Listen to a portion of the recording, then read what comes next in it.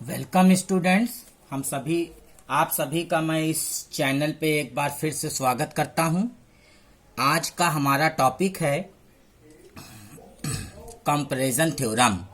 Comparison theorem BSc के लिए बहुत इंपॉर्टेंट है। सीरीज में कंपैरिजन थ्योरम अगर आपको नहीं आता है तो आप कन्वर्जेंट और डाइवर्जेंट प्रूफ नहीं कर पाएंगे किसी भी सीरीज के लिए। तो कन्वर्जेंट के लिए वर्कआउट अगर आपको करना है तो ये थ्योरम बहुत बहुत इंपॉर्टेंट है। चलिए वीडियो को शुरू करते हैं। कंपैरिजन थ्योरम जैसा कि आपको दिखाई पड़ रहा है, इसका स्टेटमेंट मैंने पहले यहाँ पे लिख दिया है। If sigma a n b any convergent series of positive terms and sigma b n b any series of positive terms, sigma a n क्या है? कन्वर्जेंट है। Such that bn less than equals to kan for all n and for all k greater than 0, then sigma bn is also convergent। अगर an convergent है तो sigma bn भी convergent हो जाएगी। Proof पे इसके ध्यान दिया जाए। प्रूफ क्या कहता है? प्रूफ के लिए आप लोगों को सबसे पहले हम लोगों को n नंबर ऑफ टर्म्स का सम डिफाइन करना पड़ेगा। सीरीज की प्रॉपर्टी मैंने पहले भी बताई है, बहुत इंपॉर्टेंट है। सीरीज की प्रॉपर्टी कहती है कि अगर जो an है, an के n टर्म्स का सम फाइनाइट हो जाए और यूनिक हो जाए तो an कन्वर्जेंट हो जाए, और an हमको कन्वर्जेंट दिया गया है।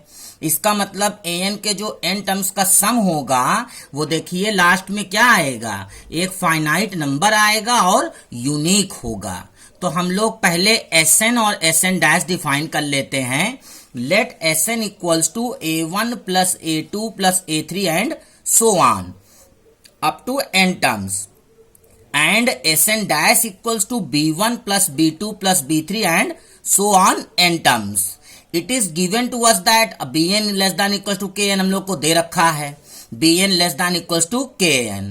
इसका यूज कीजिए b1 less than equals to a1, b2 less than equals to k2, और जब आप सभी को समअप करेंगे तो आपके पास कुछ इस तरीके की कंडीशन आ जाएगी। ये आपको दिख रही होगी कुछ इस तरीके की condition, b1 plus b2 plus b3 plus bn dot dot dot plus bn less than equals to k a1 plus a2 plus dot dot dot an। और इसको आप देखिए ऊपर से यूज करेंगे एक्सप्रेशन तो क्या आ जाएगा, Sn dash less than equals to k Sn।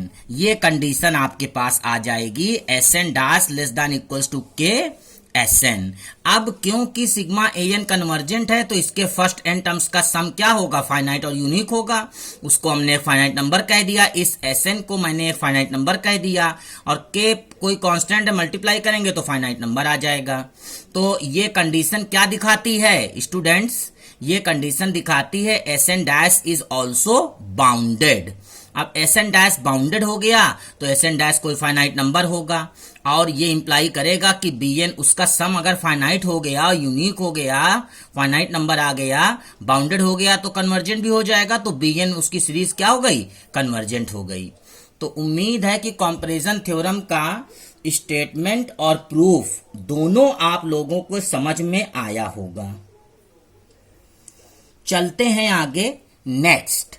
इसी थ्योरम तो हमारी कंपैरिजन थ्योरम वहीं तक है, खत्म हो गया, लेकिन थ्योरम के स्टेटमेंट को हम दूसरी तरह से भी यूज कर सकते हैं डाइवर्जेंट के लिए।